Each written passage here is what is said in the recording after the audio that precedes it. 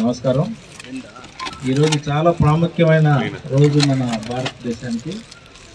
మీ అందరికీ తెలుసు, రాజ్యాంగం మహానుభావులు డాక్టర్ బిఆర్ అంబేద్కర్ గారు చైర్మన్షిప్లో, డ్రాఫ్టింగ్ కమిటీ చైర్మన్షిప్లో రాజ్యాంగాన్ని రచించుకొని ఈరోజు అధికారికంగా అడాప్ట్ చేసుకున్నాం మనం భారతదేశానికి.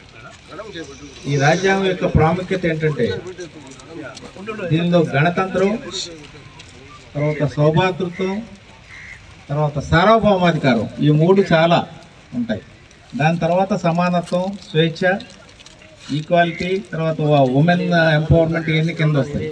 గణతంత్రం ఏంటంటే, అంతకుముందు మనం దేశంలో ఎన్నుకోబడిన ప్రభుత్వం కాకుండా బ్రిటిష్ పరిపాలన ప్రభుత్వంలో ఉన్నాం. ఒకసారి మనకి స్వతంత్రం వచ్చిన తర్వాత మన నాయకుల్ని మనం ఎన్నుకుంటున్నాం. మనం ఎన్నుకున్న నాయకుల చేత పరిపాలింపబడుతుంది. అలాగే సావరెంటీ అంటే మనం స్వేచ్ఛగా బతుకుతున్నాం కాబట్టి ఇతర దేశాల యొక్క ప్రమేయం లేకుండా, మన బోర్డర్స్లో ఎవరూ రాకుండా మన బోర్డర్స్లో మనం బ్రతుకుతుంటాం. కాబట్టి స్వేచ్ఛాయుతంగా బ్రతికే, సౌభాతృత్వంతో బాయ్ అనుకుంటూ బ్రతికే ఒక మంచి రోజు ఈరోజు.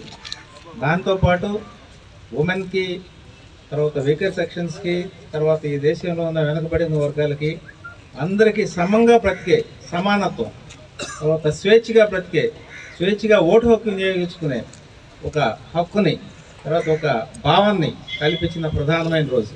సో ఈ రోజును పురస్కరించుకొని మనం అందరం సెలబ్రేట్ చేసుకున్నాం, దేశమంతా సెలబ్రేట్ చేసుకున్నాం.